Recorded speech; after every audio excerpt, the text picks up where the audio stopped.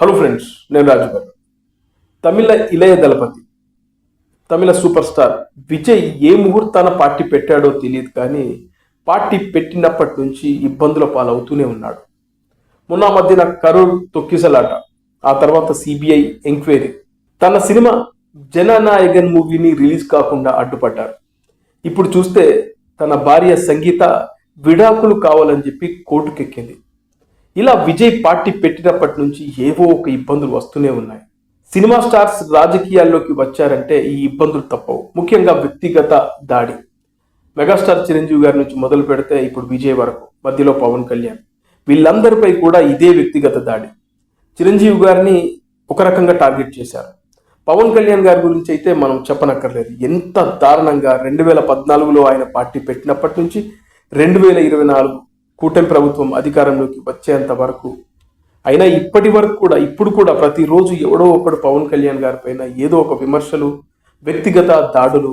ఇలా సినిమా ఇండస్ట్రీకి సంబంధించినటువంటి హీరోలు ఎవరైనా రాజకీయ పార్టీ పెడితే వాళ్లకు ఈ ఇబ్బందులు తప్పవు అనే విధంగా ఇప్పుడు మళ్ళీ ఒకసారి విజయ్ ఎపిసోడ్ చూస్తూ ఉంటే మనకు అర్థమవుతుంది. సినిమా నటులు రాజకీయాల్లోకి వచ్చారంటే ఈ సాంప్రదాయ రాజకీయ పార్టీ నాయకులకు వణుకు పుడుతుంది. ఎందుకంటే సినిమా స్టార్స్ ఎక్కడికి వెళ్ళినా కూడా జనాలు విపరీతంగా వస్తారు. ముఖ్యంగా వీళ్ళకు డైహార్డ్ ఫ్యాన్స్ ఉంటారు. అందుకే వీళ్ళని తట్టుకొని నిలబడాలంటే చాలా కష్టం. కాబట్టి వీళ్ళని వ్యక్తిగతంగా ఇబ్బంది పెట్టాలి. అందుకే వ్యక్తిగత దాడులు క్రియేట్ చేస్తారు. ముఖ్యంగా వాళ్ళ వ్యక్తిగత జీవితం గురించి చాలా నీచంగా మాట్లాడుతూ ఉంటారు కొంతమంది రాజకీయ నాయకులు. అలా మనం చిరంజీవి గారి నుంచి మొదలు పెడితే ఇప్పుడు విజయ్ దాకా అందరికీ ఈ ఇబ్బందులు తప్పలేదు. ఇప్పుడు చూస్తే విజయ్ పరిస్థితి కూడా అదే, same to same Pavan Kalyan గారి లాగానే. పవన్ కళ్యాణ్ గారి లాగానే సొంతంగా రాజకీయ పార్టీ పెట్టాడు. అలాగే ఇక్కడ తెలుగులో పవన్ కళ్యాణ్ గారికి ఏ విధమైన క్రేజ్ ఉందో తమిళనాడులో విజయ్ కూడా అంతే క్రేజ్ ఉంది. ముఖ్యంగా పవన్ కళ్యాణ్ గారు ఎక్కడికి వెళ్ళినా కూడా విపరీతమైన జనం, తండోపతండాలుగా జనం వచ్చారు. ఇప్పుడు చూస్తే విజయ్ ఎక్కడికి వెళ్ళినా కూడా ఇస్కర పోస్తే రానంత జనం వస్తున్నారు. పవన్ కళ్యాణ్ గారు మొట్టమొదటిసారి 2014లో పార్టీ పెట్టిన తర్వాత ఎన్నికల్లో పోటీ చేయలేదు. ఆ తర్వాత 2019లో పోటీ చేశారు, 2 చోట్ల పోటీ చేశారు ఆయన. ఇప్పుడు విజయ్ కూడా 2 చోట్ల పోటీ చేయడానికి ప్లాన్ చేసుకుంటున్నారు. పవన్ కళ్యాణ్ గారిని ఏ విధంగా రాజకీయాల్లో ఇబ్బంది పెట్టాలని ప్రయత్నాలు చేశారో ఎగ్జాక్ట్లీ ఇప్పుడు విజయ్ని కూడా ఆ విధంగానే టార్గెట్ చేస్తున్నారు. మొన్న బీజేపీకి సంబంధించిన నాగేంద్ర అనే ఒక నాయకుడు విజయ్ని పర్సనల్ గా టార్గెట్ చేస్తూ విజయ్ త్రిష ఇంటి నుంచి బయటకు వస్తే గానీ అసలు విషయం బయటకు రాదు అంటూ చేసిన కామెంట్స్ అయితే తమిళనాడులో పెద్ద హాట్ టాపిక్. ముఖ్యంగా ఇప్పుడు చూస్తే ఆయన భార్య నాకు విడాకులు కావాలి, ఒక స్టార్ హీరోయిన్తో ఆయన రిలేషన్లో ఉన్నాడు, అక్రమ సంబంధం పెట్టుకున్నాడు, తనతో దూరంగా ఉంటున్నాడు, మానసికంగా ఇబ్బంది పడుతున్నాను, ఆర్థికంగా ఇబ్బంది పడుతున్నాను, నాకు విడాకులు కావాలి అని ఆమె చెంగల్పట్టు కోర్టులో పిటిషన్ దాఖలు చేశారు. ఇప్పుడు ఇది పెద్ద హాట్ టాపిక్. ఇది ఒక తమిళనాడుకి సంబంధించింది కాదు, దేశవ్యాప్తంగా ఒక పెద్ద సంచలనం.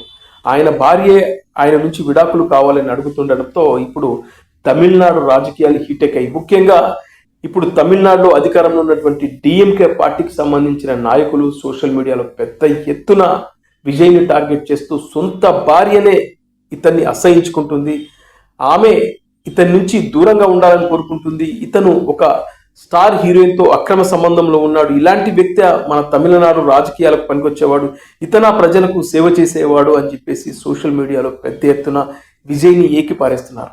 అయితే విజయ్ నుంచి ఎలాంటి రెస్పాన్స్ అయితే లేదు, కానీ విజయ్ పార్టీకి సంబంధించినటువంటి నాయకులు భారీ ఎత్తున కౌంటర్స్ ఇస్తున్నారు. డిఎంకే నీచ రాజకీయాలకు పాల్పడుతుంది, విజయ్ భార్య సంగీతతో నీచమైన రాజకీయాలు చేపిస్తున్నారు, సంగీత వెనుక ఉండి నడిపించేది డిఎంకే అధినేత స్టాలిన్, ఆయన కొడుకు ఉదయనిధి స్టాలిన్ అని చెప్పేసి పెద్ద ఎత్తున టీవీకే పార్టీకి సంబంధించినటువంటి నాయకులు కౌంటర్స్ ఇస్తున్నారు. ఆయన ఎవరితో పొత్తు పెట్టుకోవాలన్న ఆలోచన కూడా లేదు, ఒంటరిగా వెళ్ళాలనుకుంటున్నాడు. సేమ్ టైం ఆయన ఎంతో కొంత తమిళనాడు రాజకీయాల్లో ప్రభావం చూపించే అవకాశాలు ఉన్నట్లుగా సర్వేలు కూడా వస్తూ ఉన్నాయి. ముఖ్యంగా ఆయన పార్టీ దాదాపు 30% ఓటు రాబట్టే అవకాశాలు ఉన్నాయని చెప్పి రీసెంట్గా నేషనల్ మీడియాకు సంబంధించినటువంటి కొన్ని ఛానల్ చేసినటువంటి సర్వేల్లో కూడా బయటకు వచ్చిన విషయం. అంటే ఆయన ఓటు బ్యాంకును తగ్గించే ప్రయత్నంలో భాగంగా విజయ్ను వ్యక్తిగతంగా ఇబ్బంది పెడితే ఆ వచ్చే ఓట్లు కూడా పడకుండా ఉంటాయనే ఉద్దేశంతోనే ఆయనను టార్గెట్ చేసి వ్యక్తిగత దాడులకు దిగుతున్నారు, లేనిపోని అక్రమ సంబంధాలు అంటగడుతున్నారనే ఉద్దేశంతో టీవీకి సంబంధించినటువంటి నాయకులైతే భారీ ఎత్తున కౌంటర్స్ అయితే ఇస్తున్నారు. మొన్న మధ్యన విజయ్ పార్టీకి సంబంధించినటువంటి కీలక నాయకుడు అథవ అర్జున్ అనే వ్యక్తి ఒక కీలకమైన కామెంట్ కూడా చేశాడు. ఆంధ్రప్రదేశ్లో పవర్ స్టార్ పవన్ కళ్యాణ్ గారు రాజకీయ పార్టీ పెట్టి 10 సంవత్సరాలు ఎన్ని ఇబ్బందులు పడ్డాడో మాకు ఇప్పుడు అర్థమవుతుంది. పవన్ కళ్యాణ్ గారిని వ్యక్తిగతంగా ఏ విధంగా టార్గెట్ చేశారో విజయ్ని కూడా ఇక్కడ అదే విధంగా టార్గెట్ చేస్తున్నారు. పవన్ కళ్యాణ్ గారి లాగానే విజయ్ కూడా జనాల మద్దతు కూడగట్టుకుంటాడు. వీళ్ళు ఎన్ని నీచ రాజకీయాలకు పాల్పడ్డా విజయ్ గెలుపు తథ్యమని చెప్పేసి అథవ అర్జున్ అని చెప్పేసి టీవీకే పార్టీకి సంబంధించినటువంటి క్రియాశీలకమైనటువంటి వ్యక్తి, ముఖ్యంగా విజయ్కి కుడిభుజంగా ఉండేటువంటి అర్జున్ చేసిన కామెంట్స్ ఆ మధ్యకాలంలో సోషల్ మీడియాలో పెద్ద ఎత్తున వైరల్ అయ్యాయి.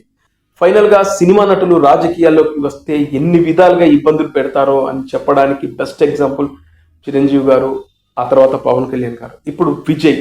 తమిళనాడులో కూడా మన తెలుగు పార్టీస్ లాగానే సినిమా నటుడు రాజకీయ పార్టీ పెట్టగానే ఆయనపై ఎక్కడ లేని ఆరోపణలు, విమర్శలు, ముఖ్యంగా ఆయన భార్యను ముందుకు తీసుకొచ్చి ఆమె చేత సడన్ గా విడాకులు కావాలని చెప్పేసి ఒత్తిడి చేయించి అక్కడ నీచమైన రాజకీయాలకు పాల్పడుతున్నారనే మాటలు మాత్రం బలంగా వినబడుతున్నాయి.